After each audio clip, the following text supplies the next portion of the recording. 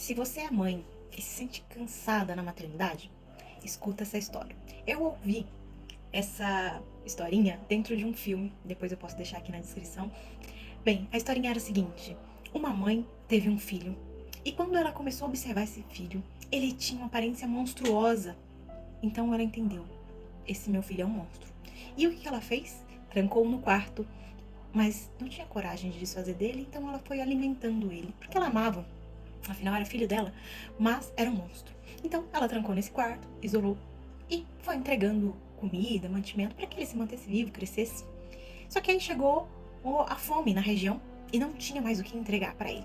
Então, num momento de total desespero, ela começa a entregar os próprios membros para que ele devorasse. Até que ele subiu no colo dela quando ela não tinha mais nem membros para entregar. Ele sentiu o calor dela e terminou de devorá-la.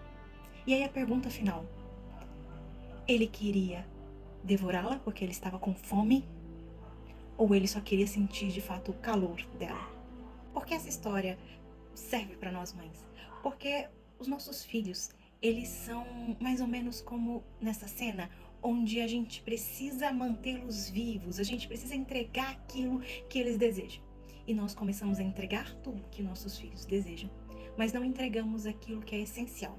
E nos deixamos ser devoradas pela maternidade e não entregamos aquilo que eles realmente precisam.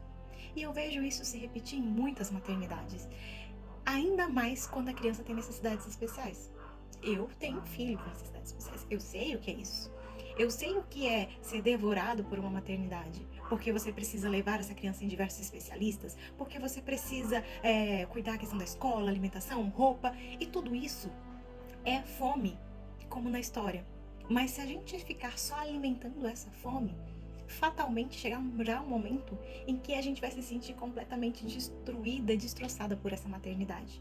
Se a gente não encontrar o real significado do que realmente nossos filhos precisam. O meu filho, ele só pôde sair disso e se desenvolver de fato quando eu olhei a real necessidade. A real necessidade dessa criança da história, que parecia um monstro. Na verdade, ele estava isolado, estava sozinho. Apesar de estar alimentado e vivo, ele não tinha o calor da mãe, ele não tinha um abraço, ele não tinha um acolhimento. E o que falta muitas vezes nas maternidades, nas mães entre os filhos, é essa disponibilidade emocional. De ouvir a criança até o fim, de abraçar, de dar um aconchego, de olhar nos olhos, de falar com calma. Mas tudo isso só é possível se essa mãe estiver inteira. Se você deixar que a maternidade te devore, te engula, te destrua, você não vai ter mais nada para entregar para seus filhos. Se você não tiver a si mesma um autocuidado, uma preservação e não julgar o seu filho, aí sim você vai conseguir entregar o melhor de si e receber o que ele tem de fato para oferecer.